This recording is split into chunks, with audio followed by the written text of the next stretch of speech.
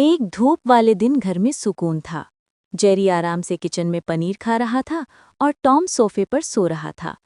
अचानक जेरी के जहन में ख्याल आया कि वो अपने लिए एक छोटा सा केक बनाए। जैसे ही उसने अवन जलाया, टॉम को पनीर की खुशबू आई। वो दौड़ता हुआ किचन में आया ताकि जेरी को पकड़ सके। जेरी ने होशियारी दिखाई और आटे की थैली टॉम पर फेंक दी। टॉम जोर से छींका और पूरी आटे की थैली हवा में फट गई। इसके बाद टॉम मक्खन पर फिसल गया, सिंक में जा गिरा और पानी की नलकी ऑन हो गई। पानी हर तरफ छिड़कने लगा। जेरी हंसने लगा और भाग निकला, मगर भागते भागते उसके हाथ से अंडे और दूध गिर गए। टॉम दोबारा उसके पीछे दौड़ा और दोनों एक साथ फिसल कर गिर पड़े। धड़ाम! आखिर में किचन एक तबाहाल जगह बन गया।